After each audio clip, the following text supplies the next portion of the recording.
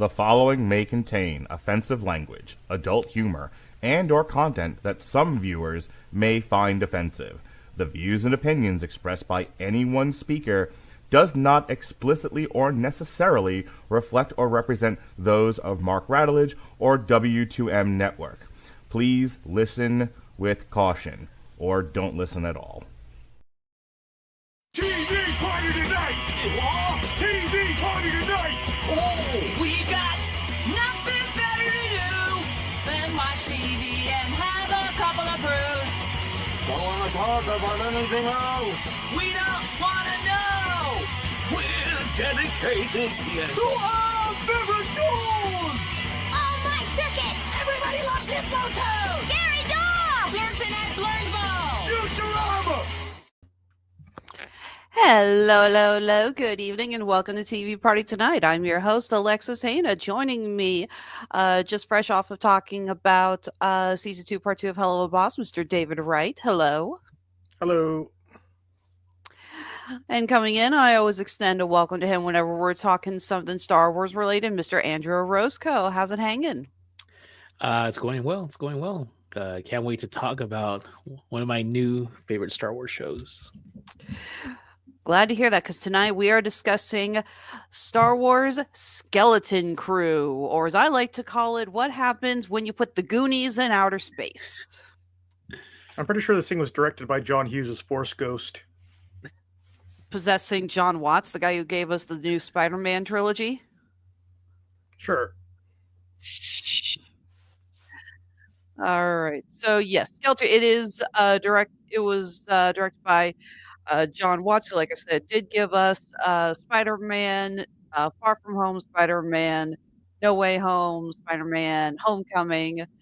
Brought to us by Lucasfilm and Golem Creations, with Jon Watts along with Christopher Ford, Jon Favreau, Colin Wilson, and of course, because nothing Star Wars is going to get done without these two, Dave Filoni and Kathleen Kennedy. The series is a new take. It is completely pulled away from the Skywalker Saga. We actually do not see any characters that we have come to know. It takes place about 5 years after the fall of the Galactic Empire, and we have 4 children from a quaint little suburban planet who end up on an adventure to make their way home after being lost in the galaxy following a discovery they make on their home planet at Aten, while befriending a Force user. Stars Ravi Kabakoiners, Ryan, Kara Armstrong. Good to see she was able to recover from that horrible Firestarter remake. Kariana Crater. We have the voice of Robert Timothy Smith, along with Jude Law and the voice of Nick Frost, who I am convinced was told, just channel your best Long John Silver for this. Oh, he was priceless. Yeah. And don't forget Stephen Fry. He popped in too for a bit. Yeah, Stephen Fry showing that this planet was apparently run on someone putting in a combination program of HAL 9000 and The Hitchhiker's Guide to the Galaxy. Yeah, there wasn't really any genuine people personalities in the droids, thank goodness. No, this is pretty much almost like a version of 1984 if everybody was actually happy about it. Pretty much. So yes, we have our 4 students, Wim, Fern, KB, and Neil. Should add Neil is he's a new alien. Apparently a lot of people thought he was like that blue elephant from Max Jabba's Rebo. book. They confirmed he is not the same species as Max Rebo. He is something entirely new. But basically, we have a humanoid blue elephant running around with us, and he is adorable, and he's a lot of fun, and he's a great character. I love Neil. So all 4 of these kids, there's a lot of pressure on them, especially Wim. He has to take what is called the assessment, because apparently at Aden, and when you're like 10, you have to take a career test that's going to determine what you will be doing for the rest of your life. No pressure. But one day, while in the woods, he finds what he thinks is a hidden Jedi temple, because Wim is obsessed with this story and the legends of the Jedi, only to find out that it is not a hidden temple, it is a hidden spaceship. And he, Neil, KB, and Fern are accidentally, they're all pulled into the ship, and they're off on an exciting adventure and they're trying to get home, and they run into, yes, Jude Law, who goes by many names, mostly Jod Nanawood, who or Wim thinks at first is a Jedi because he is a Force user. But guess what? Not all Force users are good people. As we learn, he is Captain Silvo, a notorious space pirate. Yeah, John Silbo. Subtle. Come on, David. Also- you gave rise to my favorite quote. Subtlety is for cowards. Oh, yeah, that was Garth Marenghi, but yeah. Also, the whole thing with SM33. Smee. Yeah, Yeah. I love that. Oh, I did not catch that. That is good. That is Yeah. really good. You know, it makes me laugh so hard because Jude Law previously played a pirate. He was Captain Hook in Disney Plus's Peter Pan and Wendy movie, and he was okay in that, but the movie itself was terrible. Mhm. You know, we reviewed it on the network, and Mark, Robert, and I joked about they had him as Hook and Jim Gaffigan as Smee, and Gaffigan's a great comedian. Mhm. And there's one scene between the two of them that's actually funny. And the rest of the time, there's nothing. And I think Mark, I can't remember if Mark said it was his son or his girlfriend at the time who said it, but they watched it with him and they said, why hire a comedian if he's not going to do anything funny? And I'm watching this and I'm like, wow, okay, so Jude Law can play a pirate when he's actually given some good stuff to work with, because he is phenomenal in this as the evil captain. Well, going back and forth, because what was the line for Jack Sparrow? He's dishonest, and you can always trust a dishonest person to do something dishonest. And that is our pirate captain in a nutshell. So, Andrew, you said this is one of your new favorite shows. Just go ahead and tell us in 50 words or less. What about this do you love so much? Oh, 50 words or less. Oh man. I'm not strict on holding you to it. That's Just mostly like on the Pirates Mark's Code, there are more guidelines. Guys, this will not be our last Pirates of the Caribbean joke. So just settle in. We got a million of them. I mean, when I think about like the other Star Wars Disney Plus projects, like there's one thing that this show has that the other ones don't have, and that's just pure joy.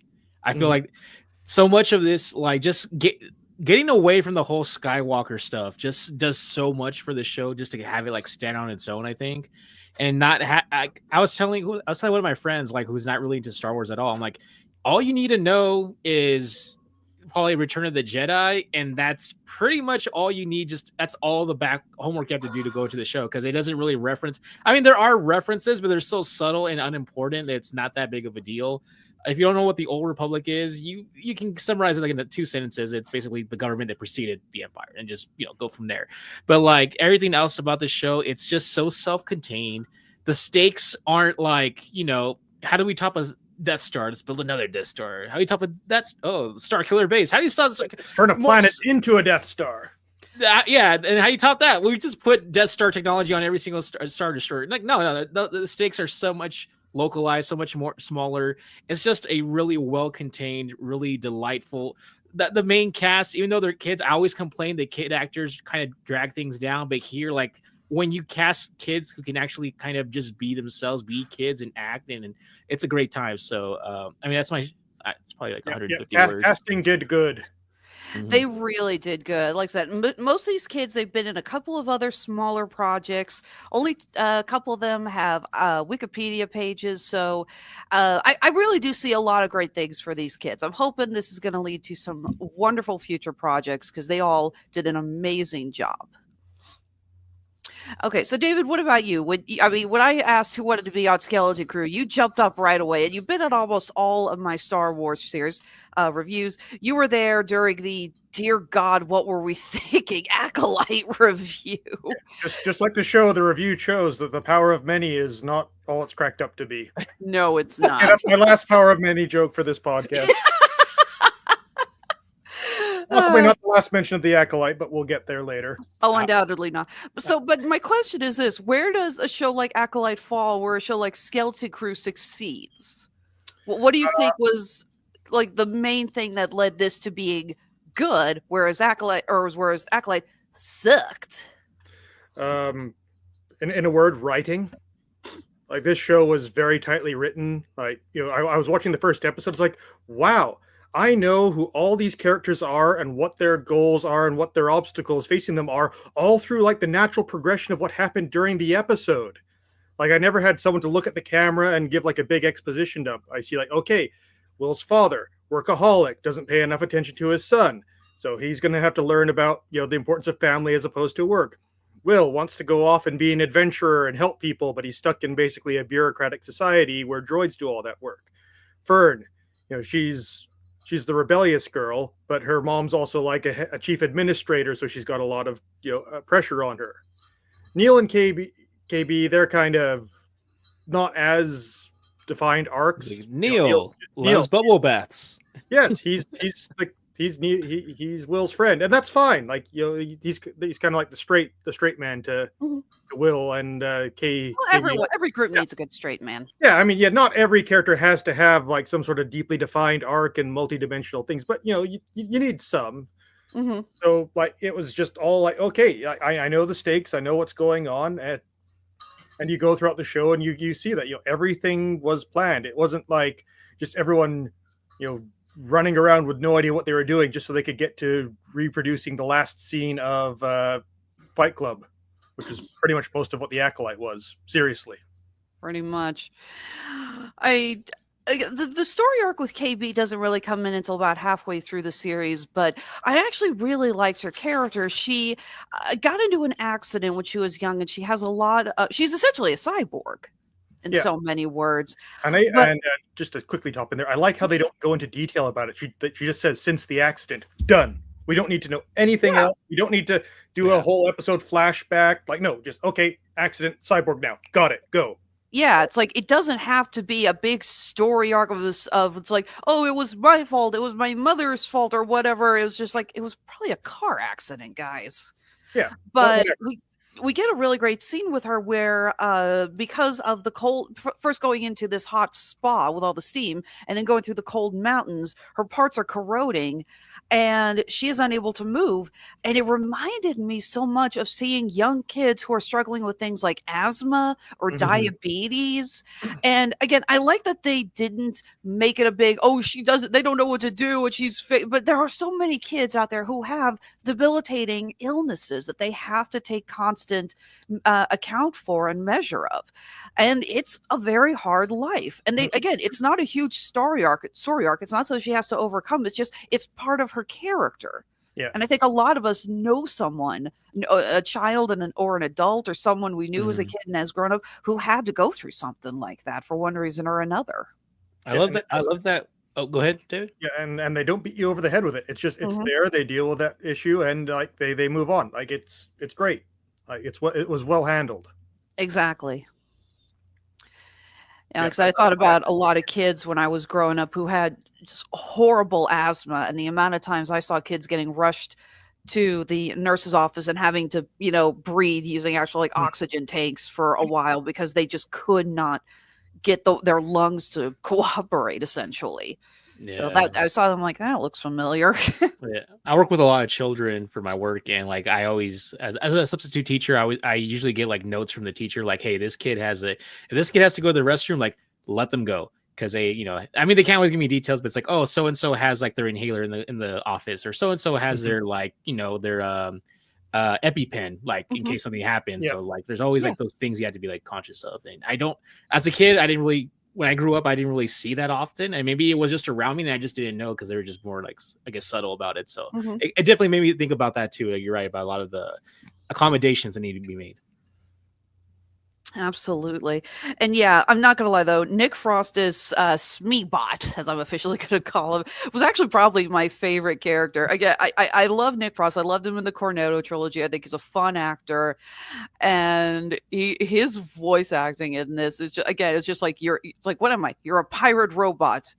Okay, be a pirate robot. And he's just like, okay, I'm an runaway animatronic from Pirates of the Caribbean. Okay, here we go. The design on that robot it like that. So good. Like the rat coming out of his eye. Yeah, so it's kind of like, it functions as half an eye patch and half like an empty skull. Mhm. You know, he's kind of the skull-like face, and like I love that one of his legs is like broken, and they just have a rod on it, so he's got a peg leg. Exactly. Like it works. Like Mhm. I mean, the rest of the ship kind of leans a bit too heavy into the pirate aesthetic. Like they're literally dressed as pirates. All the dead crew Skeletons and members. the sword stuck in the wall. Yeah, yeah. The one Okay, alien guys. with the 3 eyes, and one of them's covered with an eye patch. Yeah, it's like, okay, we're leaning a little heavily into this, guys. I like that though. I thought that was kind of fun. Oh, like, it's whimsical. fun. Yeah, totally. Yeah, it's like they knew what they were going for. And yes, they were Pirates of the Caribbean style pirates in outer space, and they wanted to have fun with that. Yeah, I think the first episode was like, okay, we're in a John Hughes movie, and the episode is like, all right, now we're in Pirates of the Caribbean. You know, in fiction, I think unfortunately, if you're going to do pirates, you're going to have to go one of two ways. One is Pirates of the Caribbean, campy, over the top, peg leg, hook for a hand, eye patch, talking parrot style. And the other side is going to be look at me, I am the captain now, not screwing around, Somali Right. style pirates. Yeah, I like- don't think there's really a middle ground you can go with in fiction. Well, like Star Wars has had pirates before, like Hondo. If you know the character of Hondo, he's very much like a pirate. But this is the first time they really lean into like the perception of 1600s golden age of pirates, and like it definitely feels very different. I kind of like I forgot the guy's name, but the dude has like it's the wolf, the pirate that takes over, the wolf one with he has all these Brutus, like, yeah. Brutus with all these blunderbutts, like all these like black powder pistols, like just lining his Yeah, chest. Like that's all just the so blasters, on his bandolier. Yeah. Yeah, I'm sorry. When he did the mutiny, I literally said "Et tu, Brutes?" It's like, wow, you couldn't. They be- even have like a space like sand dial, kind of like the hourglass. hourglass. Yeah, Yeah. I'm like, there's like a pirate or like a Star Wars equivalent for every little thing. I thought that was actually really cool. I think they said it's plasma. There's plasma, and so I'm like, that's Oh, okay. really clever, actually. And yeah, there's a scene where they're just women. I think it's Neil are just walking around. They find the place to sleep in their ship, and Wim shows up with this big old, humongous pirate hat Mhm. and a telescope. And I'm just like, who the hell is going to use a telescope in a spaceship? Well, especially a hand telescope. Like, Yeah. spaceship would probably have like an integrated telescope thingy in it. But anyway, we're thinking a imagine- bit too hard about this now. You're in the cockpit and you're just just let me whip out my telescope. Disregard my radar and all my other like more advanced like sensors and stuff. Exactly. It's just like, what is that going to do in a ship like that? Imagine on the Millennium Falcon, all of a sudden, with all the instruments, everything, Han just suddenly whips out that telescope and Chewie's just staring at him like, what are you doing? Yeah, like we got those like binocular things that do the and have the right. lights Yeah. in them. Like, nobody uses telescopes. Maybe it was an antique. Maybe the captain. It must have been. It was, Mhm. yeah, I'm assuming it was just a fun little callback, but still, I just looked at him like, who the hell brought that on the ship? So, but yes, we have our 4 main kids who are stuck on this ship with the Smeebot, and they're trying to find their way home, only to discover that their planet has purposely been hidden because not only is it not on any charts, but it has a barrier up of a giant fake gaseous planet. Yeah, it looks like a gas giant. Yeah. Yeah, so no one will Which you don't actually land on find for those them. of you who aren't all up on your astronomy. This is like the equivalent of not only building a wall around your city, but painting monsters on the wall or something to scare people off. Go through the tree. There's a giant monster there, and just not even thinking twice. Nothing to see here. Yeah, so they're basically from the X that marks the spot. Yeah. In fact, did you know this show has so few Easter eggs to the rest of the Star Wars series, or just to other movies in general? But did anyone else notice there's a scene where Jude Law is still on the ship? The kids are off, and he's going through all of their bags and stuff. That's how he gets the last of their credits. And he dumps out one of the bags, and one of the things that falls out, it's the orb from Treasure Planet. I did not pick up on that, but I did pick up on Neil watching the Star Wars Holiday Special. Oh, yeah. I saw that. That was the most ballsy Easter egg ever. Oh, that's right. Yeah. Yeah.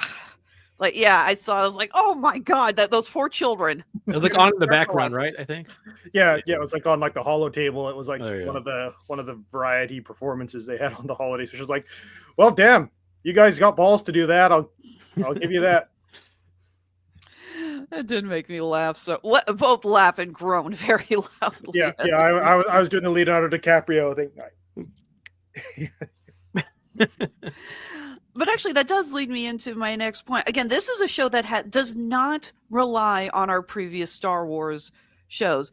We have talked so many times about shows like Ahsoka and Star Wars Rebels, and how they're all so intertwined that if you are just a casual Star Wars fan, you are not going to be able to follow any of this. David, I remember when we talked Ahsoka, and I talked so hard about how I only had seen parts of Rebels. I hadn't had time to sit down and watch the whole thing. And there were so many scenes. I was like, well, I get why they're doing this, but it doesn't, but I'm a little confused why it's so important, you know? Excuse me.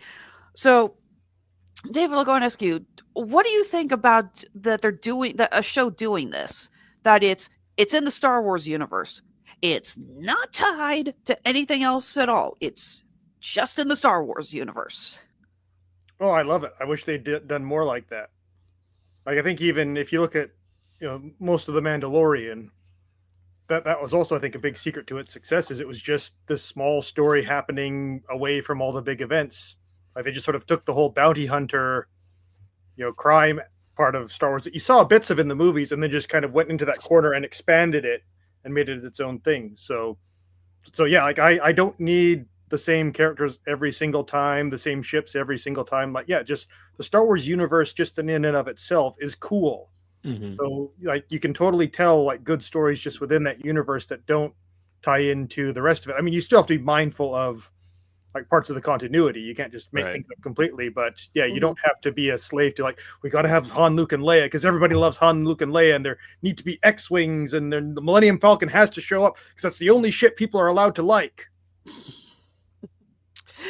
Did you guys see that recent statement from James Mangold about his project with the Dawn of the Jedi? How he's talking about like how like he's so glad that he's not being like tied down by all this previously established lore, since like his project's going to be like the earliest in the timeline. No, I hadn't seen that, but I buy it 100%. Because I think that is where a lot of the shows have fallen, is they feel the need to tie into so many other things, but that in the same way that is also, I think, been a detriment to what the fans expected. I mean, we talk about films like The Last Jedi, which decided to go in a completely different way than what we were expecting, and a lot of the fans were furious that it took such a different departure. So, Andrew, I'll ask you this. What do you think the balance is? I mean, again, you have Skeleton Crew, which is great, but has little to no tie-ins. I think the one lightsaber and the X-Wings are pretty much the only continuity to Star Wars in this. Well, I mean, the lightsaber could be from like just about any era, really. I think that kind of it's just the universally known weapon of the Jedi. But I think what also kind of helps is sort of we're not the only ones that are separated. Like this, I mean, the main cast is like practically out of time as well. Like they have no idea what's really going on with the rest of the galaxy. They're kind of just living this idealized kind of almost like Fallout, like vault kind of lifestyle pretty much. And it kind of helps that like they don't know what's going on, and that kind of helps the audience too. Like you don't have to really know what's going on because these kids don't even know what's going on really. The way how Wim kind of like he like reads about the Jedi much like how we would read about like Arthurian like knights or something, like how he imagines how he like they sound like a legend, like they're so far removed, like because he has no idea where the Jedi temple is. He doesn't know about Coruscant, like he doesn't know what's happened to the Jedi in the last few years. So like I think being able to have those elements, those things you recognize, ships, blasters, kind of like David said, like you have like all these elements that are universal to Star Wars, but you just don't tell people where or when it is, and you just let the story kind of just speak for itself. And that brings me to another point. I think one of the successes of this show is that it's a kid show that takes place in the Star Wars universe, not a Star Wars show that takes place in a kid's movie. I think this was a show that really understood. It's like, I think it was the Screen Crush channel referred to these style of movies as Amblin Entertainment. They talked about the Goonies, E.T., and Stand other By stuff that, Me. and other films that kind of play off of that, like, oh my God, what was that movie about the kids who were filming something and they find and they Something eight. Super something 8, yeah, Super 8, which was basically J.J. Abrams ripping off an Amblin movie. Exactly. And then you have stuff like Stranger Things, which obviously takes a lot of inspiration from that. Anything involving a bunch of kids riding bicycles through the suburbs. Speeder bikes, yeah. Because if Steven Spielberg has taught us anything, it's that no matter what the problem is, it can be solved by kids on bikes. Yeah, I would not put that theory into reality testing like that. No, but come on, we were all thinking the same thing, seeing these kids ride their bikes down the hill to get to the ship. Mm-hmm. So again, this is like an Amblin film, but it takes place in the Star Wars universe. So if this is the secret, it kind of reminds me of our discussions on Marvel when we talk about Captain America Winter Soldier. We say that's not a Marvel movie. That's a spy thriller movie that just happens to take place in the Marvel universe. Okay. Yeah. Or like the first Guardians of the Galaxy movie. That's a fun sci-fi buddy movie that just also happens to take place in the Marvel universe. So if this is the secret, and please God, if Dave Filoni and Kathleen Kennedy are actually listening to this and have realized they've actually finally figured out the formula, please God, what other genres would you like to see a Star Wars series take place in? I love this question because I've talked about this before with my friends multiple times. Because we're like, right, you have your Western and the Mandalorian, you have your Wushu film with the Acolyte, you have this with your, like you said, like Amblin. I would love to see, and I don't think Disney will ever do it just because of the genre. I would love to see kind of like a horror Star Wars movie. I think that would be sick. Yeah. That would be sick. Because there's I don't know if you guys have ever heard of the book. There's a book called Red Harvest, which kind of it's a Star Wars book about a like decrepit ship with like zombie stormtroopers on it, and it gets like investigated and stuff. It's really dope. It's really dope. So I would love to see something like that. Because I mean, with Star Wars, you can kind of come up with it. It could even be like something paranormal with the Force or something like David mentioned earlier about Force ghosts and stuff like that. You could do that, or you could do something rooted more in like sci-fi, right? Like more science fiction with like, Empire having like right. They have like all these what's it called? Like in Bad Batch, they talk about like all these like dark science like projects and stuff. So like there's so much room to do like just straight up horror in Star Wars. So I would love to see something like that one day. All right. What about you, David? What genres do you think we could see a Star Wars series work with? I'm not really sure, actually. I don't really have much to say. I mean, I would say science fiction, but that's duh. But I think it's just more, what I would say instead is like this whole idea of like the formula for like the perfect movie or successful movies like that. I don't think that exists. And that's like the thing about art is like it's not formulaic. Mm-hmm. You can't, and I think one of the problems is that because they're trying to make it formulaic, everything feels very samey. Like who would have thought looking at Star Wars that, oh hey, like what if we made like a Amblin style show about like kids and pirates? Like that sounds crazy, but it worked. Yeah. It didn't get any viewers, but it worked. And it's just sort of like you kind of have to talk about like which is like what's the right ratio. It's like, well, you don't know until you see it is the thing. Definitely. And it may sound weird, especially when everyone complains that this is one of the more annoying parts of the Star Wars universe, but I think I'd like a political thriller. Yes. Kind of thing. Oh, yeah. Mm-hmm. I mean, I think Andor's kind of that. Yeah, Andor has a bit of that in it. Yeah, sorry about the barking. By the way, a treat and doesn't understand. I'm not getting up for him. Well, yeah, we're gonna get Andor season 2 soon, so you're gonna get your wish. Yeah, well, we'll see how that all turns out. I would love to see a political thriller series discussing how the New Republic splintered into the First Order. I actually would really like to see that, because there's a lot of questions. It's like, so you guys worked so hard to get rid of the Empire. How did the First Order start up? Not to mention, I think that could parallel very nicely into history, looking at it's like, well, we thought we got rid of the bad guys. Like, no, bad, but it turns out the bad guys are kind of splintering inside what the winners side. So I think there could be something there. I mean, my answer was lack of imagination, but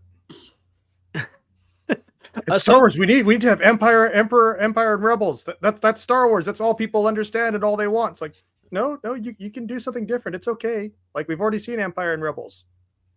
Ahsoka kind of does a little bit of that. I don't know if you remember the beginning of the season where like there is still like Empire, like not apologists. What's the word I'm thinking of? Like die hard, kind of sympathizers. Yeah. And then in Mando season 3, we definitely see like the backbone of like the First Order, like forming with like Hux's father and like some other like Imperial remnants, like kind of in the shadows. So I mean, it's not as as direct as you would probably want, Alexis, but like that.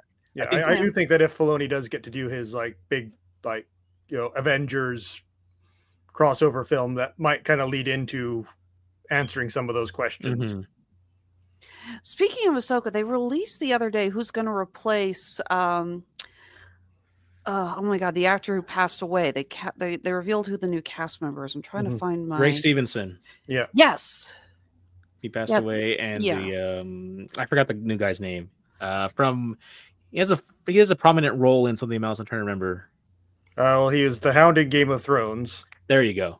And, that's right. Yes, Rory McCarran, Clarence, something like that. Yeah, I am perfectly fine with that. Yeah, and he was Daniel in Hot Fuzz. Yarp. I haven't watched that movie in ages. I own it, and I can't remember the last time I watched it. Well, that means you need to watch it again because yes, it does. One of the greatest films ever made. Oh, wow. Yeah, once I get done watching all the crap from Mark,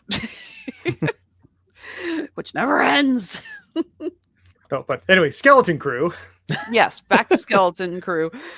Okay, another thing I wanted to talk about, another complaint we've had with previous shows is that not only did they try too hard to tie it into the rest of the Star Wars universe, but a lot of it seems to rely on, we're building up for something bigger in the second season. Again, we complained with Acolyte about a lot of the little drops and hints and everything that never got resolved, and you could tell they were basically saying, "Oh yeah, we'll clear. We're laying the breadcrumbs for season 2," and we're all going, "Well, you got to make us want to sit through season 1 first." Yeah. Try just doing one season that people want to watch, then another one. Like make one good movie, then maybe you can make another one. Yeah, stop trying to dark universe this crap. The ending was like I was confused because it was so abrupt the way it kind of just cut to black, and I was like, wait, there's not like more, like there's no like extra like credit scene or anything. And I was like, really? I was like it seems so jarring for Star Wars, but at the same time, I was like, I don't have a problem with it. I'm okay with that. The story was told. Like they got back to Ad-Adin, they defeated the pirates. They're now free to go into the universe. The New Republic is probably taking protection of the planet.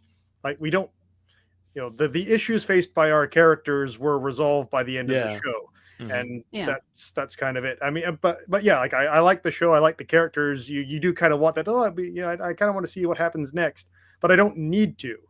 And I do think the showrunner did say that they do have plans for like a second season. It would take place like after a time jump. Cool. But whether or not that happens, because I haven't found anything on a second season. Yeah, I mean, so someone said it in a YouTube video I watched, so it must be true. It might be, and I just didn't find it. I don't know. But do you think we should try to see more of these isolated miniseries as they were, and less of continue? I mean, again, this was really good, and if they continued it, I think it could be a lot of fun. But at the same time, it's like Jude Law's captured. Wim no longer has to take the assessment because now he can look at a career outside of the bureaucracy. Because I'm sorry, I just can't think of a worse hell than that. I really can't. Some people really like that stuff, and God bless them, because someone's got to do those jobs. Yeah. Thank God it's not me. Like is John? Oh, sorry, Jay. Best character description from Good Omens. The only thing separating him from chartered accountancy is time. Is John captured at the end? It looks like he just walks off. He threw his gun down. He saw everyone coming. The rest of his crew has been killed off or shot down or arrested. I think he's just basically accepted he's not getting out of there. So I think he's just said, I lose. Okay. You know, he's not, I don't think he's trying to run away. I don't think he's trying to plan an escape or Really? anything. He's just sitting there. He's just Okay. standing there. It's like, yep. Okay. I thought he probably just like sneaked off and I don't know, was gonna go live in the forest or something. Potentially, but yeah, he didn't seem to be in a hurry to get out of there. Which True, I think true. an Yeah. experienced survivor would not let time, not waste any time. True. But yeah, do you guys think we should see more of these single miniseries style seasons from Star Wars and Disney Plus as a whole? They should try to do more isolated stories and less, longer epic story arcs.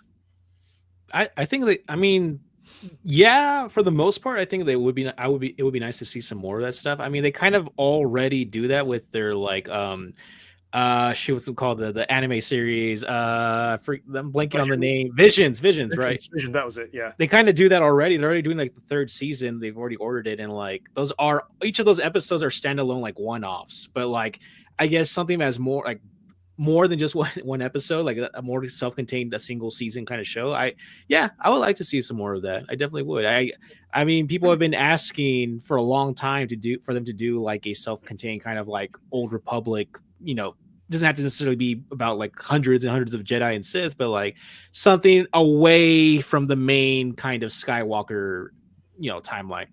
So yeah. Well, this is kind of like what they were doing after they decided to stop doing theatrical movies, is sort of just, let's just greenlight a bunch of varieties of different shows and sort of see what sticks and what doesn't. And I think that this show kind of comes off as if it's sort of a descendant of that, but it's so much time has passed. Mm-hmm. But I think they had the right idea in that. Like, let's just try a bunch of different things, and if it's successful, we'll make more of it, and if not, we won't. And that's why we have 3 seasons of The Mandalorian, and The Acolyte got canceled. Mm-hmm. I think that the idea of these self-contained mini-series is probably one of the smarter ways to go. I do like the idea of just these quick story arcs that don't feel the need to be stretched out. I think back to Gravity Falls.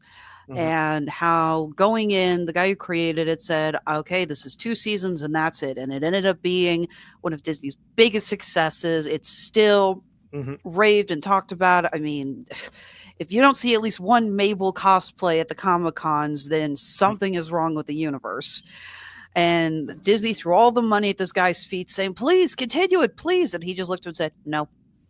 Yeah, but also like in Legends, like the EU, like they did have lots of side stories and stuff that didn't involve the core characters. Yes, Han, Luke, and Leia are still out there doing their thing with the Republic and having Jedi babies and all that kind of stuff. But there's also like, there's Wedge Antilles and Rogue Squadron flying around having their own adventures. There's Dash Rendar, the mercenary who's off like fighting crime syndicates. Kyle Katarn stealing the Death Star plans. And people seem to be okay with that at the time. Like, that sold. So I don't think you need Han, Luke, and Leia and all the Skywalker Saga, as they keep calling it, for the show to be successful. Mm-hmm. Absolutely. Not to mention, it gives you a chance to find new heroes with these characters, with these kids. Yeah. Again, all old IP was new IP at some point. True. Very true. Okay, I'll look through my notes here. What else do I have? Well, while we're stalling for time, Alexis, let me recommend for anybody who piggybacking off of what David said, there's a really great, it's not canon anymore, it's old EU stuff. There's a really great series of books. I think they're called Jedi Knights, but that's knights like N-I, like nighttime, not necessarily like a chivalry. And it's about this former Jedi after Order 66 who becomes basically a gumshoe style detective. It's really, really good. It's like a 3-book trilogy, but he goes around solving crimes in Coruscant, and he's basically kind of just like using the Force, to interrogate and to like deduction and stuff. It's really cool. It's a different kind of Star Wars genre of like mystery crime. It's really good. You know what? I would love a film noir style detective story taking place in the Star Wars universe. Yeah, that could work. That's basically what that is. Yeah, something like that. I think that could be great. Just Doesn't have to tie into any other pre-existing major part of the Star Wars series. Just guy lives in, maybe it is Coruscant, maybe it's any other planet. I don't know. And do it total film noir. We're talking it's always raining and there's always a trumpet playing in the background. You could even have him wearing a Star Warsy version of a trench coat and a fedora. Damsel and comes have in. him monologue to the audience. The femme fatale. But make her like a Rhodian or something like that. She had red lips like a red lightsaber. Yes. He's just like monologuing to himself. She had red He had lips, blue like a skin fish. and 5 eyes, and I didn't know that's where tentacles could go. No Twi'leks, no Twi'leks. The sexy Twi'lek thing has been done to death. Like do something else. Oh my god! But my god, how good would that be? Seriously, I think that could be so awesome. Like that. I would be interested in that. Not my first choice, but I'd definitely go for it. I think one thing that also helps the show a lot is with writing the kids is that they used like Star Wars jargon instead of trying to make them sound like modern Gen Z or Gen Alpha, whatever we're up to now. There was no greetings, fellow children. It was all like that's wizard or claims. Oh yeah. So like the banter that the kids had sounded a lot more authentic, I think, because they were able to make it slang terms from Star Wars instead of trying to duplicate something from real life. And these kids were really written like kids. Yeah. I love that they do. There is a real problem with adults trying to write kids, and it's like the kids don't end up acting like kids. Yeah. I love the scene where Jod's trying to help them before he turns, and he tells Neil to take the flight controls. Yeah. And he grabs Fern and Wim and says, I need you to come with me.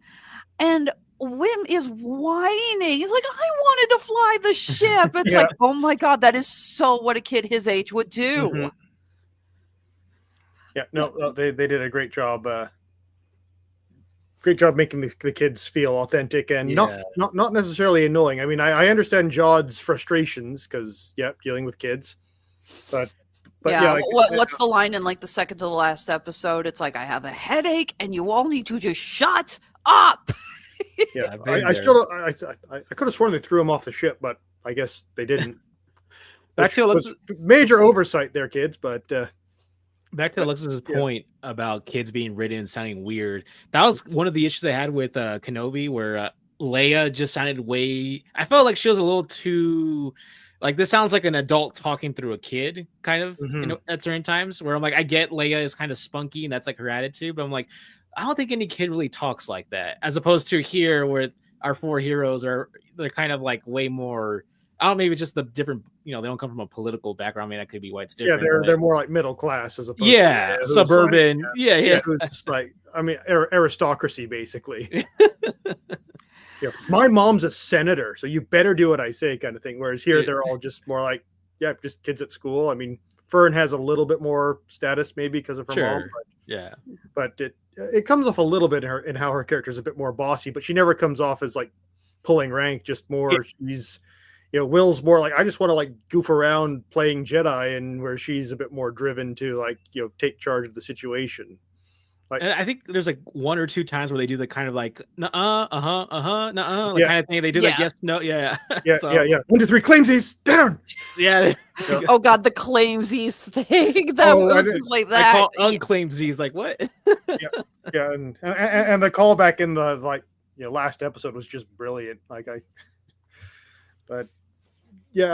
think my only real complaint with Fern's character was she kind of didn't really get much development. It was just I every time that she sort of had a moment where she was doubting herself, stupid Wynn just pops up. No, I think you're amazing. It's like, shut up, Wynn. Let her have some character development. Especially the scene where KB essentially says, "I'm done with this shit," because she admits she doesn't really know how to stand up to Fern because of her physical problems. And just that's the way Fern reacts when she's like, oh my God, I'm so sorry, and she realizes she put the wrong pressure on her, but then KB actually says, no, I'm sorry. It's like, for what? You were in the right.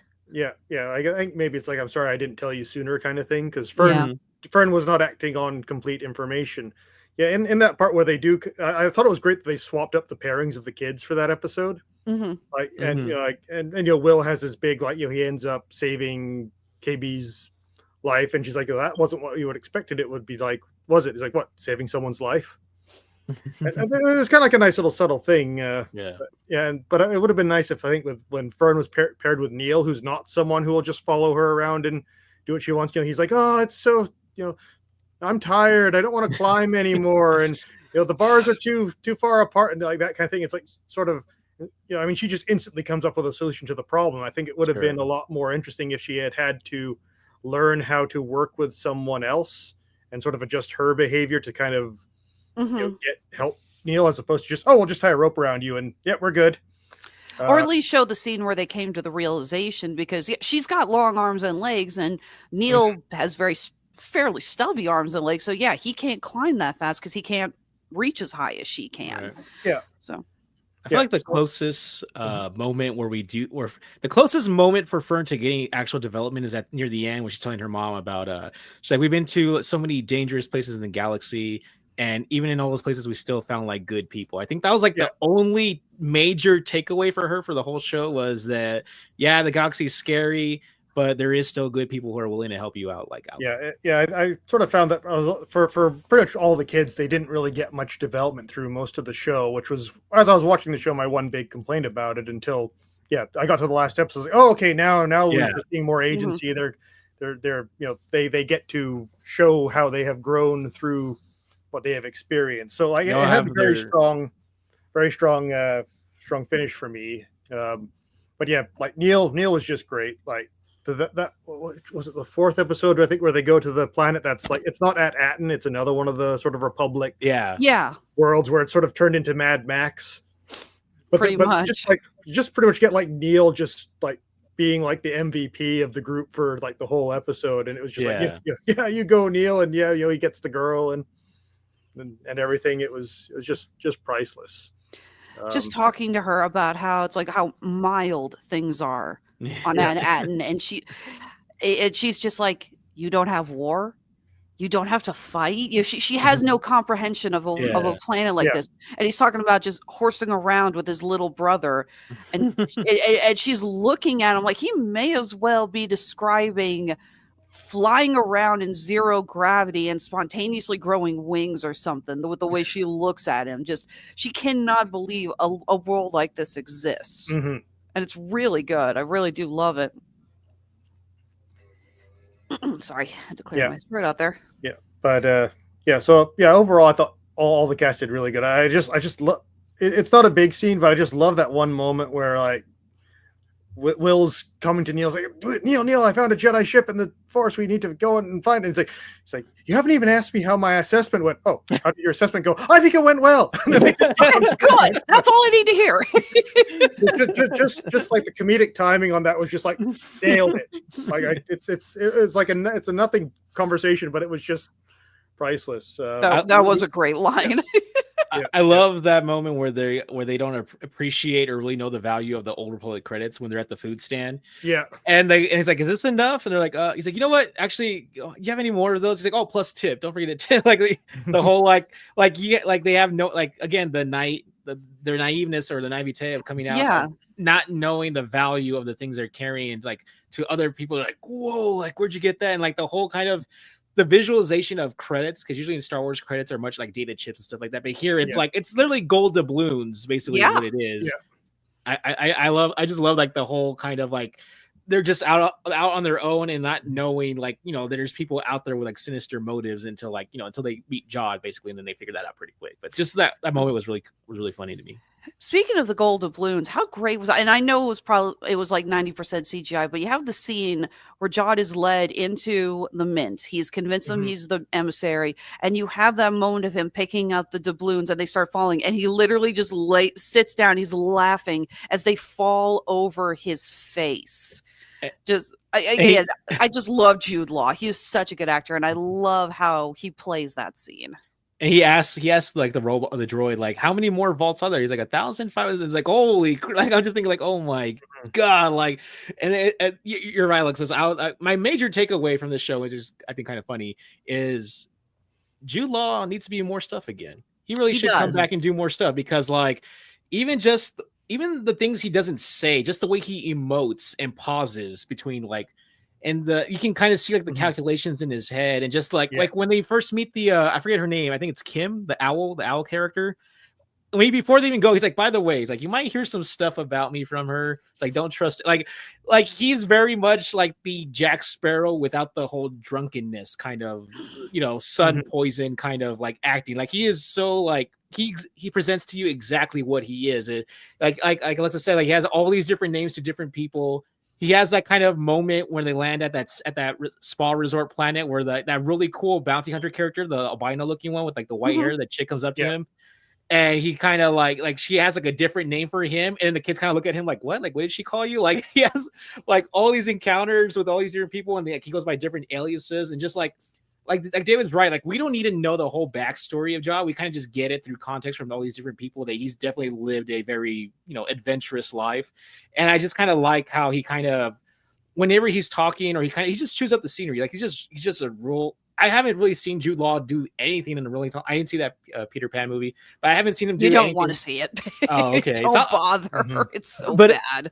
But you can tell. I mean, I feel. I don't know if I can tell, but I feel like he like really had fun with the role, and it just to me it comes through, and I'm like, man, like we really should bring this guy back. He deserves like a kind of revival of sorts. I think. Yeah. It's too bad that the first Captain Marvel movie got so raked over the coals because he plays the bad guy in that, and he's good. He is really good as the Kree captain or whatever the hell his title is. I forget his name. Yeah, but yeah, I always it's like a lot of that movie's forgettable. I admit, but I still love the scene where she shoots him down and they're on the Earth. And he is challenging her to fight. And he's like, put down your powers, put up your fists.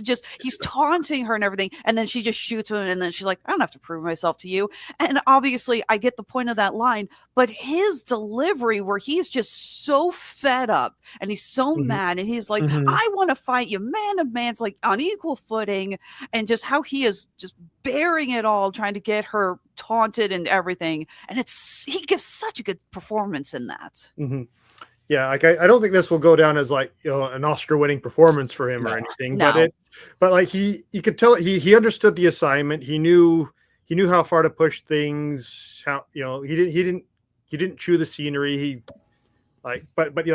knew that this character is a bit of a scoundrel, more of a sort of con artisty pirate. Like you get a lot from just like the way he acts that kind of really who this character is without knowing the specifics of his backstory.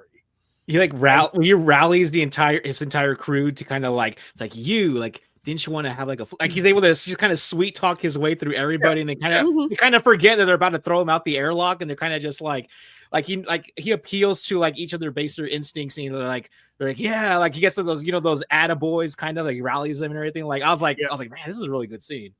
I would say that's part of what makes Jude Law such a great actor. He knows how to use the charm. Yeah, and I've seen him in a lot of his earlier movies. He's a very charming man. He's a very charming British person, but he knows how to use that in his skill in his acting.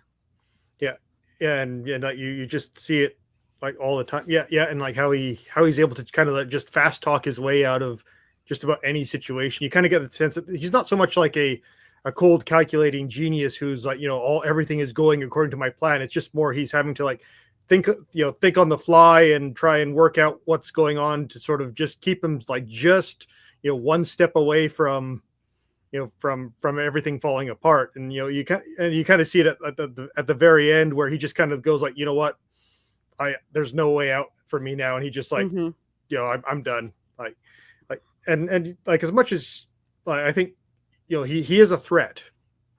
Sure, yeah. They do a good job with the bit where he kills Brutus, I think that was like a very clear like okay, this guy can kill in cold blood. Yeah.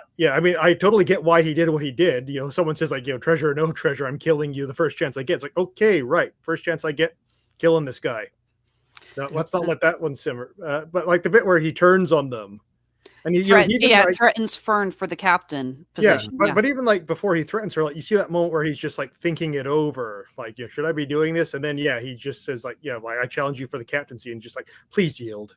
Just please, Mhm. like, you know, like, you kind of Yeah. know that, you know, he's a scoundrel, but he doesn't want to kill kids. Yeah, Mhm. he's an antagonist, but he's not like a villain. As kind of how I kind of think of it. Sort of. I mean, he does villainous stuff, but like there's Yeah. that moment where everybody believes that KB like dies when she Mhm. plummets, and Yeah. and you just see the pain on his face where he's like, I really didn't want to get to this point. Like Yeah. he genuinely seems to be like wholeheartedly like sad about the situation. Yeah, like the bit where he takes over the ship again, and it's just like, you know, just shut up, all of you. And it's just like, it's just, you know, he just like, I need to think. You know, like I'm kind of like in a bit of a bad situation here, and I need to figure out how to do this. But and then, like, you know, you have him like, you know, I'm glad that I got that message from your parents, because now I know what they all look like, and if you do anything wrong, like it's very much like the you'll have to watch what I say on YouTube, but, you know, like someone who does not do good things to children in secret. Oh, You know, yeah. like they will say, like, you know, don't tell your parents or I'll hurt them.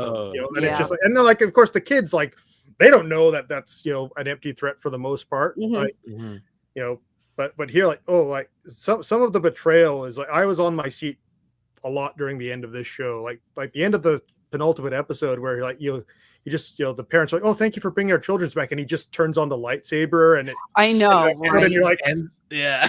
Yeah, we were just like, what's he gonna do?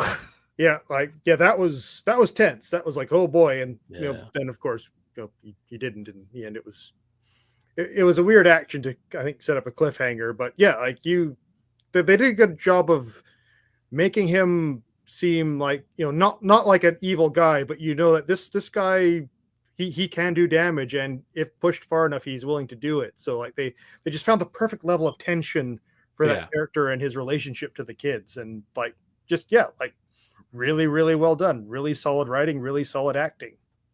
I mean, he even mentions when he talks about briefly about his backstory when he's talking to William. He's like, he's like, when I was a kid, like I was always hungry, I was always starving, like I was just trying to survive. So you get like he's not like some, you know, Darth or like, you know, calculating, ooh, sinister. He's he's really just about money. That's all it is to him. It's not some kind of nebulous, you know, controlling the galaxy kind of thing. He's like, it just really comes down to not wanting to struggle anymore. Yeah, he just Yeah. wants to be rich. The truth is that had he not learned that Aunt Adden had a mint on it, he probably would not have turned. He probably would have. Yeah, I think what makes him such a good character is that there is potential for him to be a hero, but he cannot relinquish his greed. Yeah, Well, he does save the kids, right? And that other planet, right? Where like he trades in I forgot what it was. So he offered some exchange for like their cows or like their herd to go back. Mhm. Yeah. I think they're called Eopies. Sure. That sounds about right. Yeah, I think so. Yeah, he finds out, these two tribes, one of them stole the other's Eopies, and they're going to have this huge fight about it, and he's just like, I'll just buy them back for you. That's fine. You know, war's over. All good. yeah, conflict resolved. But yeah, like he oh geez, lost my train of thought for a second there. Let's see if it comes He back saves to me. them from when SM-33 goes all weird Hulkbuster kind of. Yeah. Yeah. Oh, Yeah. how good was the shots on that scene where I don't even know what you'd call it. It's like, it's not a point of view camera. It's like they attach the camera to Smeebot's chest, and he's walking around like that, and he's going limb from limb. It's like, that's kind of horrifying. Not again. Yeah, like you sort of see how his greed kind of overrides him. Like I was even sort of thinking of like, yeah, probably like if the kids weren't from Mad Haddon, he probably would have like gotten to the point where like he was on their ship so he could escape from Brutus, and then, you know, he would probably have parted ways with him at some point. But instead, like what I found interesting was how like he gets through the barrier. He's able to convince, you know, like the droids that he is the emissary from the Republic to take the shipment of coins, but then he keeps on wanting to bring down the pirate ship too. And I was just thinking, it's like, couldn't you just like make more than one trip using the smaller ship, and then no one would be the wiser? And even in just one of those shipments, there's like enough Republic credits for you to totally like smooth things over with your crew. Like, you know, think long term, buddy. Like, Yeah. But no, it's just like, no, I have to control it all. I have to rule the planet. And instead of just like, you know, you could have done this a whole lot simpler and, you know, ended up being just as good. Plus, you don't want to flood the market with credits because then you run into inflation issues. That's what I was thinking. Yeah. Yes. because he said it's like 15,000 volt or 1,105 volts. I'm just thinking like, man, they put all that into like the economy, like it's gonna go straight down. Yeah, No kidding. yeah. Pirates need to know a bit more, understand economics a bit better. But It's like there's a Yeah, so- reason that we're not cashing in on Fort Knox, people. yeah, you got to be careful with your interest rates. Oh boy, do we know that. Yeah, no kidding. And to top it off, it's hilarious because again, it's like that one vault was enough credits for all of his crew to get whatever the hell they wanted. Mhm. He could have just taken all those credits, gone back up to the ship, and they would have been happy for the rest of their lives. But he says, no, I want to take control of this planet and keep having them make credits. It's like, you have more than enough credits. I refuse to believe that, if they continued working for you until the end of your lifespan, you would have gone through all the credits Yeah. and all those vaults. There's just not, I don't think there's enough anything in the universe to spend that much money on. Yeah, I think one last point I wanted to get to is like there's been a lot of talk of subverting expectations in media. This show really subverted my expectations, and it did so by doing nothing subversive. Like I was just kept on waiting for like the next twist, and things happens like, oh okay, like John, oh okay, like he like that. Like when he goes back for 33 or Smeebot, whichever you want to call it. And when he goes back for 33, that one other crew member stops him, and then he's like, oh yeah, I always liked you and that kind of thing. And like we never really know how he got out of that situation. I assume he knocked him out or killed him, but I was almost expecting for him to like say, okay, Brutus, these kids might be from Ad-Atten. I'm going to befriend them and find Ad-Atten, and then when I do that, then I'll message you guys so you can come in, like the classic double cross.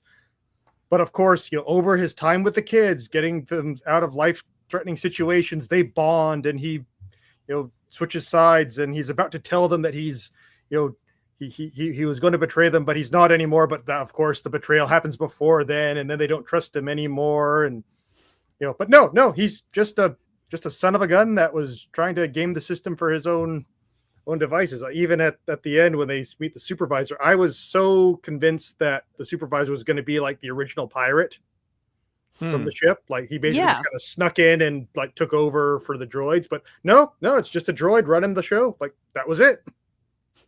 I just got to ask, did anyone else have their mind go to either Fallout or Futurama when they found out that the supervisor was a droid? Fallout. Yeah, I definitely thought Fallout. Yeah, because I had halfway through Fallout, and then I had halfway the Femputer from Futurama, voiced by B. Arthur. Just like it's like somewhere in the middle, I had this new fandom. Yeah, no, it was a droid that apparently, if you stab it in its eye with a lightsaber, it just destroys everything. Like what was all that other equipment for then? That's the cost of over automation here, folks. I mean, I know that this is a Mr. Wizard thing, but it's always the whole thing where like they'll shoot out the monitor of a computer, and then it's like, there, I stopped the computer. It's like, no, you just shut out the monitor. The computer's over there in that corner, still chugging away on the doomsday clock. Or like in the old movies where they said, you need to get the computer to us, and they grab the monitor, and now we look back and going, oh dear God, what are you doing? Yeah, but I know that's just a thing in media, but but I was still like, that's a pretty big droid. I don't think the lightsaber would have really like messed it up that much, but it's like, again, it's like I didn't know the happen. CPU was literally behind the eye in this thing. Oh my God. I did also like how we got kind of an arc with the parents as well, especially Fern's mother, who is very devoted to what she does and to this way of life. When Fern tells her flat out, we got to take down the barrier because that's the only way that the New Republic's going to get in and save us. And she actually stops her daughter. And it takes a while for her to overcome her fear of this to help Wim's father pull down the lever to destroy the barrier. And in a way, you're talking to 11-7 clearance. Like, I'm sorry, that was the most badass nerdy thing I think I've ever seen. Can you shut down the barrier? Can I shut down the barrier? You're talking to a man with level 7 clearance. Get the bike. Yes. It was awesome.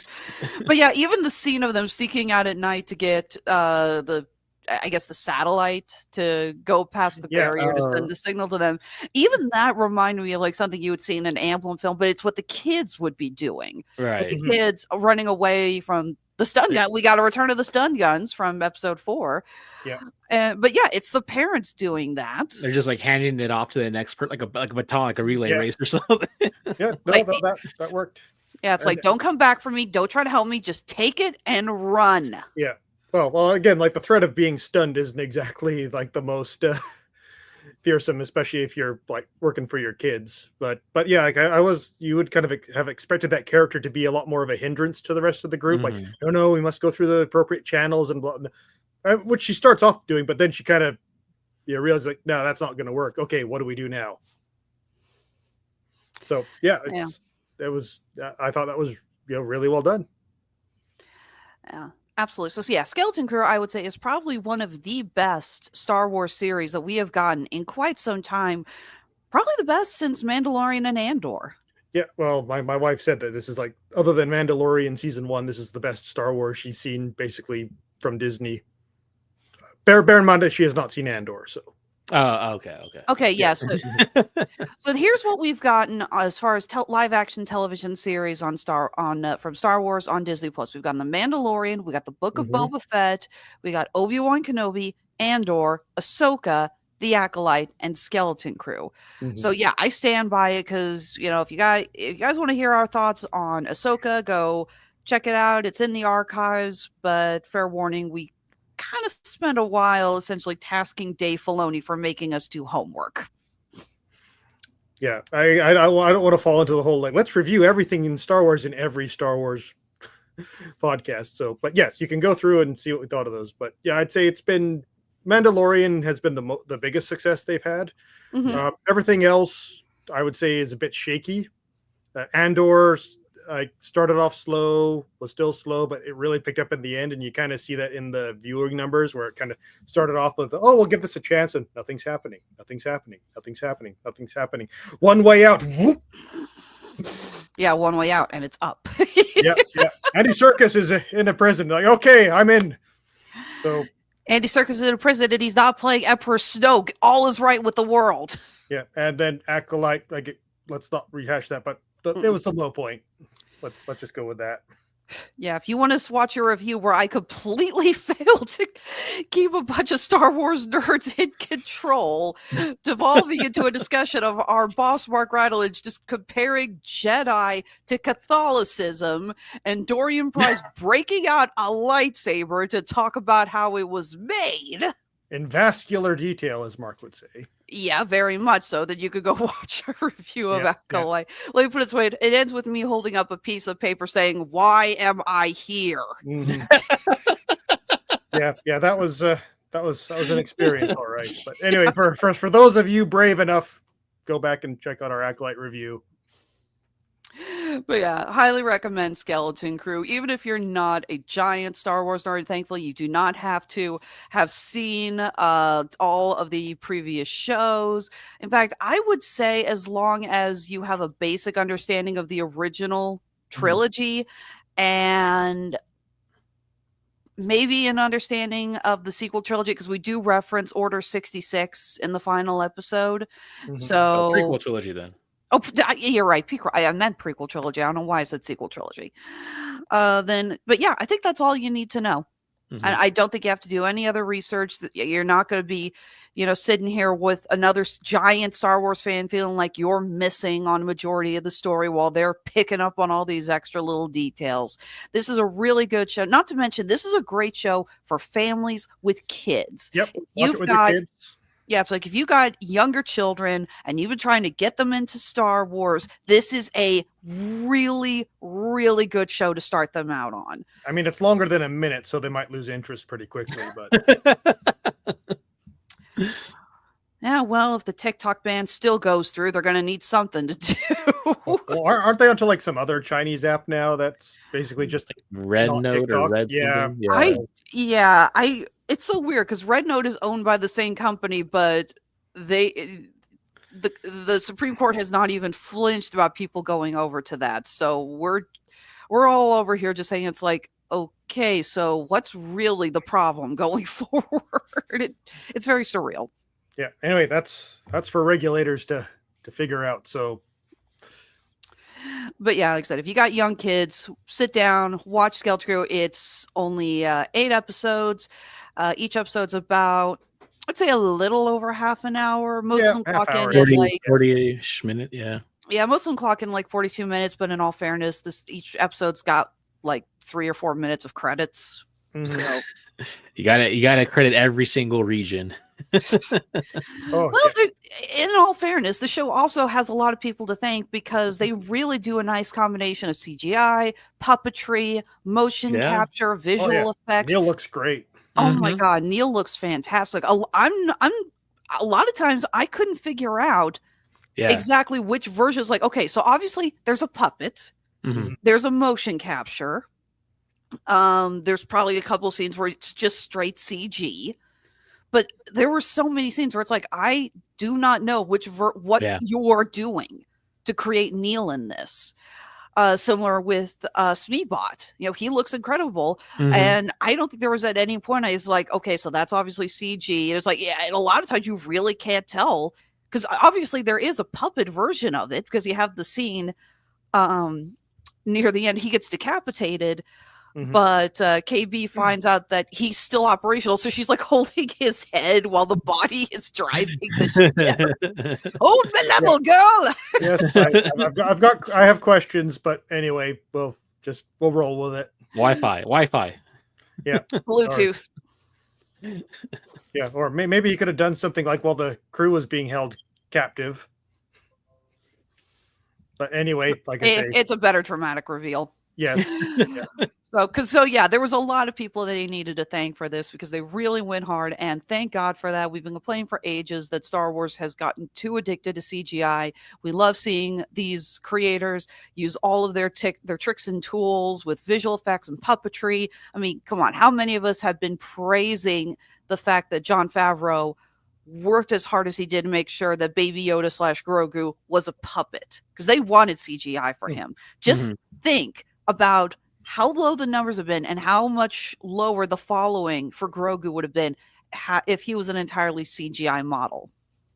But I mean, it's Lucasfilm across the board. They've done like good work. Good on the directors and producers for trying to stick more with practical effects for pretty much all the Star Wars stuff they do. Actually, like I've never really had any reason to complain about any of the sort of practical effects side of things, like production or otherwise. It's always been writing and directing where the problems have been. I think there were only 2 shots of CGI that I actually kind of rolled my eyes in. One is Cthulhu takes a bath.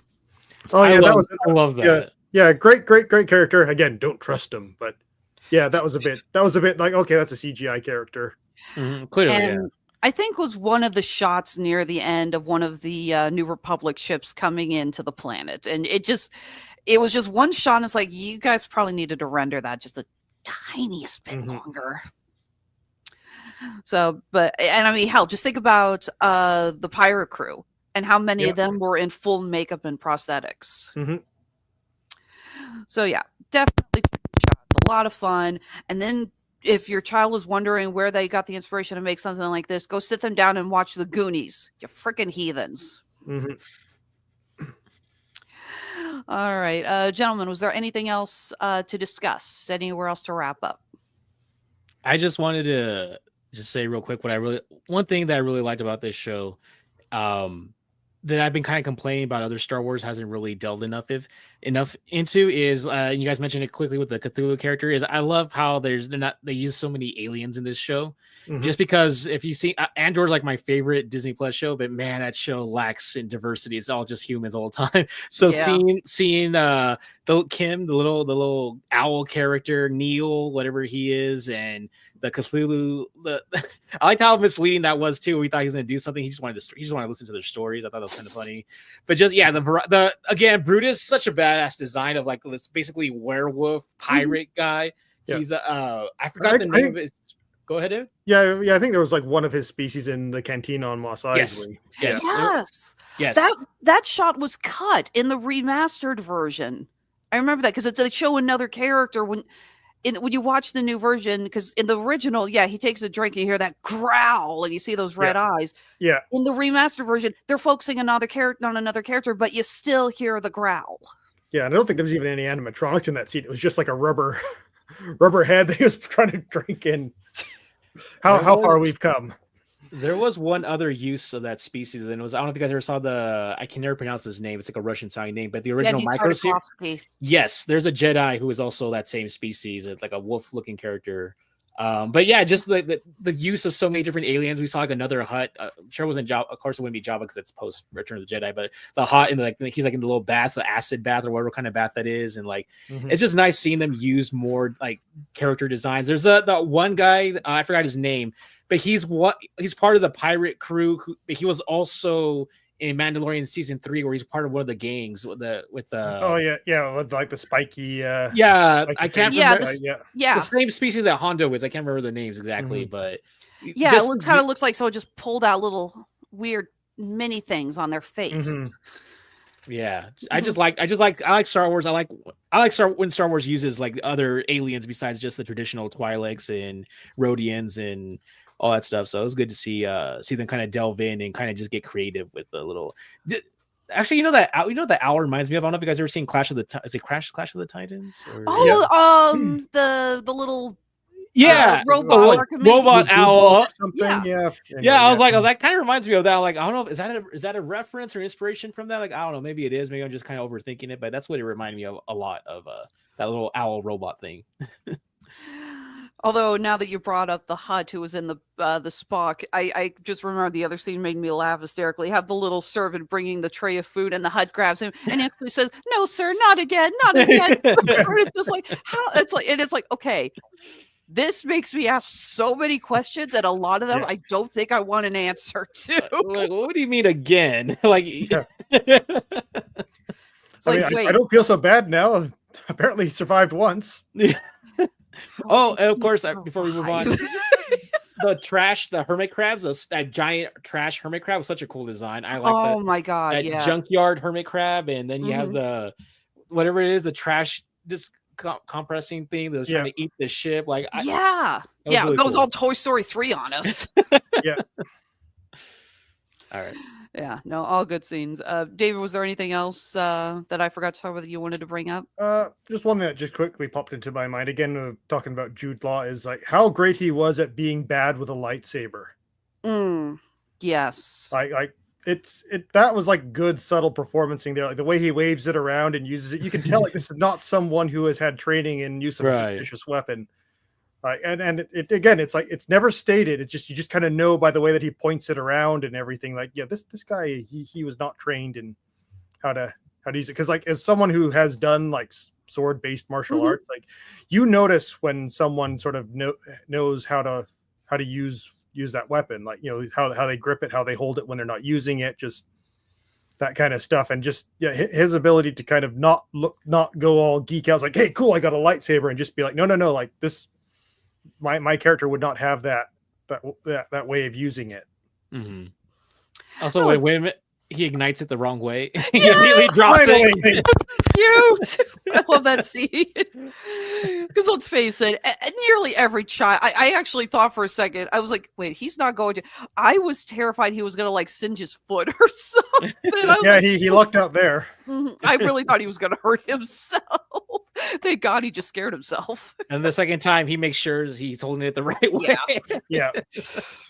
That was great. Yeah, but no, like it was very refreshing. I like most people, I started off not wanting to watch it just because the Acolyte, I think, just made a bunch of people just give up on Star Wars. But I heard through people I follow and trust that like no, this is actually a good one, and I'm glad I gave it a shot, and I hope this will be kind of like a Solo in that it didn't do well when it came out, but through word of mouth, people did eventually come to it, and hopefully it'll get a bit more of the reception that it deserves. Yeah, absolutely. And look, Filoni, Kennedy, this is the kind of formula you really need to pay attention to. Okay, this is what the fans want. This is your untapped potential. We want more of this kind of a thing. Yeah, this is a step in the right direction, but just you released it after the wrong thing. Yeah. No kidding. But yeah, fingers crossed that they get the message and we get to see more stuff like this in the future. Yeah, well, I think we'll know what happens if, based on Andor and the Mandalorian and Grogu movies, if those both don't do well, then yeah, I don't really know what they can do. If the Mandalorian and Grogu movie bombs out, then I think Disney's going to have to bury Star Wars and put it into like a cicada style hibernation for a while. I think their only option is make Heir to the Empire as a movie, as a faithful adaptation. And if that don't make the money, just reboot everything. well, I mean, like, that's the only thing that they haven't tried by this point, is like, let's actually go into the EU and adapt it like people have been screaming at us to. And if that doesn't make money, then yeah, you're hosed. There's nothing. Like, yeah. All right, so that was our discussion on Skeleton Crew. Mr. Orozco, it has been quite a while since I've had you on my show. I'm so glad to have you come back. If you would be kind enough to tell our listeners, viewers, poor souls who got stuck listening, just watching us for the last hour and 20 minutes, where they can find you when you're Bear not in mind, everyone, joining us. you can stop watching this at any time. Just hit the stop button or close. I mean, thank you for not doing like, so. Don't tell them that. Actually, I'm not doing anything right now. I'm not really, so I have nothing to promote. All right. Well, you are welcome to come back on any show. We love having you on. Thank you. Appreciate that. All right, Mr. David Wright. I know I will be seeing you again not too long from now when we discuss the new Wallace and Gromit movie. Yeah. I think I got Vengeance Most Foul coming up the 4th, I believe. I believe that's correct. I just love it because Zachary Strobel, our other animation go-to guy, messaged me asking if we could review. I'm like, yeah, of course. And I assumed it was just going to be a quick thing with him and me. And then you're like, I'm in for Wallace and Gromit. I'm like, okay, we got something cooking here. I'm glad to see this. But yeah, big Wallace and Gromit fan. So looking forward to talking about the return of that evil penguin. Feathers McGraw. God, so delightfully British. I need to sit down and go watch the original 3. I've got them on DVD. I really just need to go sit down and binge that again. But first, I got to go binge one more TV show. Mm-hmm. This is my 3rd TV party tonight this week. Started off talking about Hell of a Boss Season 2 Part 2. Last week, it was Jason and me discussing James Gunn's Creature Commandos, another really fun show. That one you don't want to show your kids. No, definitely not. And next week on Thursday, Mark and I will be talking about season 1 of The Bear. We have been kicking around wanting to talk about this show forever. It's been on our to-do list, just never really had time to put it in. So Mark said we're going to start the new year and we're going to do a retrospective on all 3 seasons. We're going to get caught up. So we're starting off with the first season. So I got to go watch all that because I can't binge multiple shows at once anymore. Mm-hmm. They blur together, And then all of a sudden I've got Jude Law talking with Eric Frankenstein about a contract on somebody in hell. And it just gets weird. So we're going to be talking about that as well. I was on the last 2 Damn You Hollywoods where we discussed, we actually did our Universal monster movies back to back, talking about Nosferatu and the new Wolfman movie. We were talking about that last night. Slight spoiler alert: the guys both said it was pretty bleh. Yeah. I'm just making my way through that now. That is the weirdest start to a podcast I think I've heard in a long time on this network. I was like, where are we why are we? I was not expecting to be here. Was that before? Because I had to join in late on that show. Was that before or after I came on? I think it was after you came on. Like, wasn't they were talking about like climate change and stuff? Oh, boy! Like, wow, I was not expecting this to be the topic of discussion during the intro of this podcast. Very weird discussion about disease. Okay, so in the Wolfman, it's lycanthropy, but they have this opening scroll where they talk about it's something called Hill's fever. It's an animal-born illness that you get through bite and scratch, which makes sense. And next thing I know, the guys drop comments about climate change increasing animal-born illnesses, and it's just like, okay, didn't know we were going So it into makes this. more sense later. Yeah, yeah. There's just things like usually Mark starts talking about religion when things are really, really bad. We were an inch. The guys were an inch away from turning that into another Pet Cemetery review. Wait, do either of you get that reference? No, Not a horror guy. Sorry. Okay, sorry. I couldn't remember this, something we've discussed before. So, did either of you see the Pet Cemetery remake that came out a few years ago? No. Nope. You can pretty much assume that all I know about horror stuff is from cultural osmosis. Fair enough. That movie it wasn't bad, but it was boring. It was so boring. How is that not bad? Well, there's a difference between movie that's so bad you're going to just rake it over the coals. Example, we will be reviewing the new Snow White movie that's coming out here before too long, and I will be on that just because it is going to be fun to massacre that thing. It's like I am looking forward to just it's like breaking out the weapons. Okay. But then but when you have them, that's good for a review because then you still have stuff to talk about. Yeah, hell, Dave, you'll back me up here. The Acolyte may have been a horrible show, but we never ran out of shit to talk about. No, in fact, we would have probably still kept on going if. Yeah, but with a boring movie, there is very little to talk about. You have a couple of points you're going to bring up, but there's not really a lot else to talk about. So the Pet Cemetery review ended up being a discussion about other Stephen King properties that we knew had been optioned. I think, this came out before It Chapter 2. So we were talking a lot about that, and we were talking about the rest of the things. So now there's a running joke with the Radulich Broadcasting Network called Pulling a Pet Cemetery, in which we saw something, TV show, movie, whatever, that was so dull and we have so little to talk about that the video ends up being just a massive discussion of something else. I mean, who was it? There's a director, I forgot who it was, but mentioned that he's like, I'd rather people say either they react positively or negatively. I prefer that over indifference. Exactly. So I guess that's kind of like that. Mm-hmm. Yeah. So anytime I say nearly pulled a Pet Cemetery, it's like it means that movie left very little impression. I still liked it though. I thought it was good. But that's me. I am the little ray of sunshine on Damn You Hollywood, listening to those two just throw everything into the freaking wood chipper. All right. I think we've gone on long enough here. Let's go ahead and wrap things up. For myself, for Mr. David Wright, for Mr. Andrew Orozco, thank you so much for tuning in tonight. And in the words of our favorite space pirate captain, remember, make your life the one you want to live.